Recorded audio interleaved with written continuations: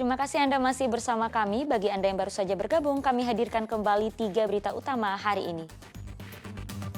Tabrakan maut melibatkan bus akap dengan truk tronton di Tol Kanci Pejagan Brebes. 3 orang tewas di tempat.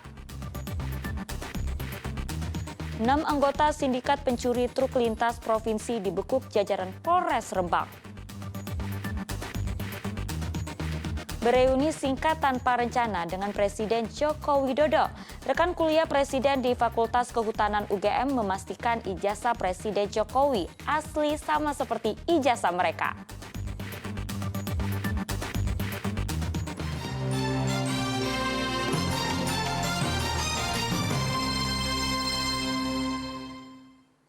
Ya, isu miring ijazah palsu Presiden Joko Widodo mendapat respon dari rekan-rekan Jokowi semasa duduk di bangku SMA. Beberapa dari mereka yang reuni di sekolah menyayangkan adanya isu tersebut.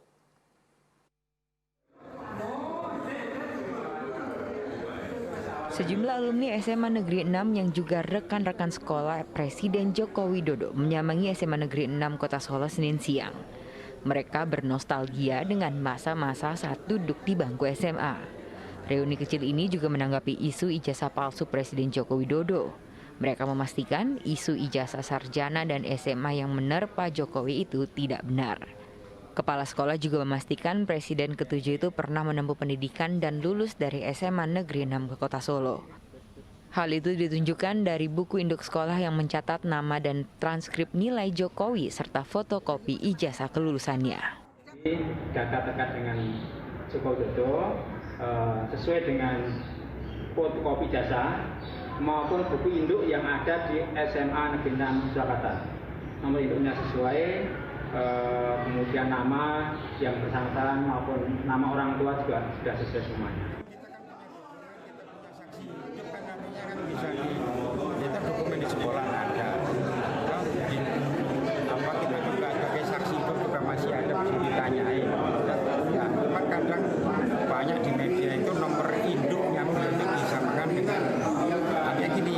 Ada Jokowi itu nomor induknya bukan 6229 tapi 6230 punya Ahmad. Jadi ada aja 6230 itu punya saya, emang aslinya saya dan saya itu tidak pernah ikut jadi karyawan Jokowi tidak. Pada hari Minggu kemarin, Jokowi juga sempat reuni dengan rekan-rekan semasa kuliah di Fakultas Kehutanan Universitas Gadjah Mada.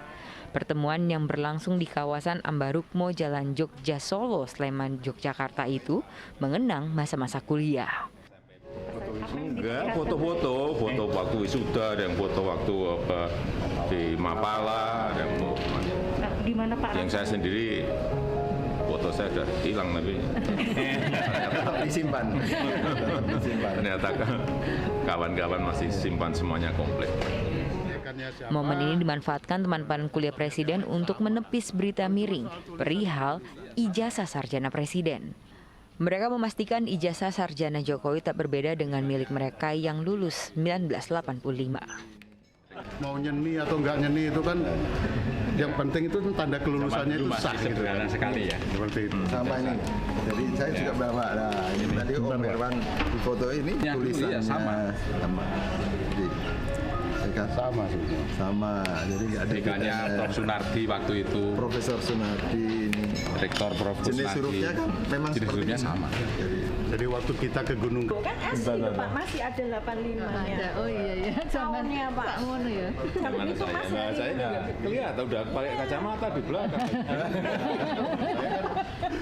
waktu wisuda, Pak Jokowi itu wisudanya dengan beberapa teman angkatan November 85. Masuk 80 bukan masuk 82. Masuknya 80. Masuknya 80. Kita angkatan 80. Wisudanya 85. Nah kebetulan yang punya kamera ini orangnya, yang foto-foto ini, gitu kan? Gitu. Yang wisuda barengan juga ini orangnya. Ini yang bareng-bareng wisuda ada. Sebelumnya beredar isu miring tentang ijazah palsu Presiden Joko Widodo di media sosial. Bahkan seorang bernama Bambang Trimulyono sampai melayangkan gugatan perdata di Pengadilan Negeri Jakarta Pusat 3 Oktober lalu. Bambang menggugat mantan Gubernur DKI Jakarta itu karena menggunakan ijazah palsu saat mengikuti Pilpres 2019 lalu.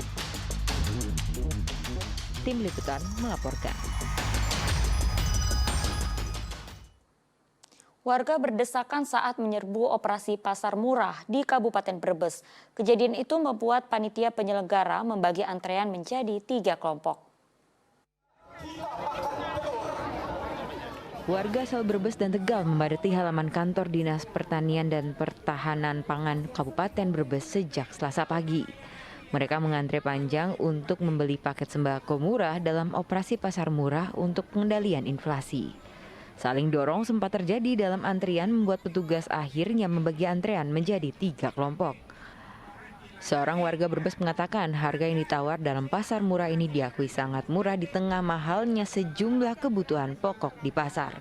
Berasnya 35. Ya lumayan murah. Dibandingkan posisinya berapa, Mbak? 2.000. Bu, posisinya lumayan banyak. Dapatnya apa?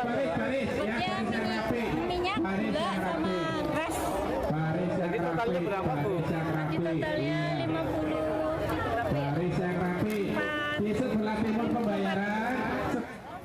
Ada 500 paket sembako murah kepada masyarakat terdampak kenaikan harga BBM bersubsidi.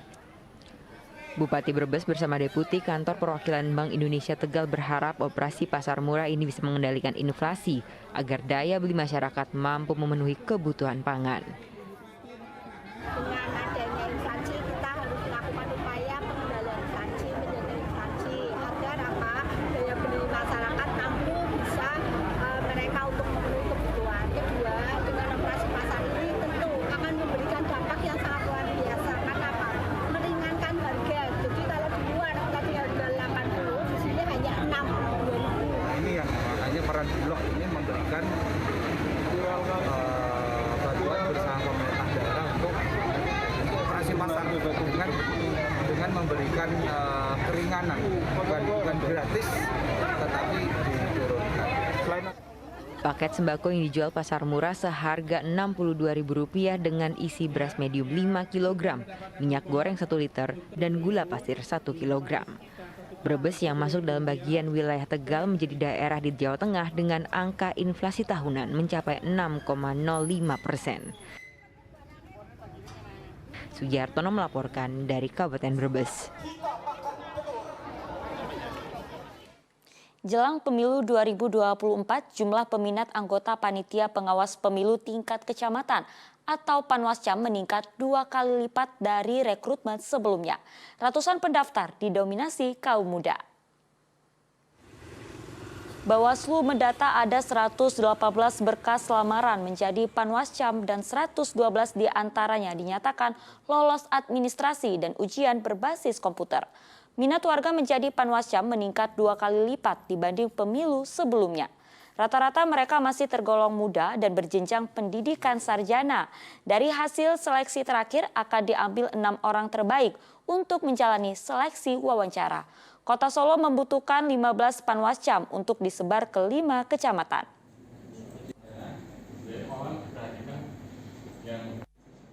Ini mengalami lonjakan 2 kali lipat dibandingkan dengan pemilu sebelumnya.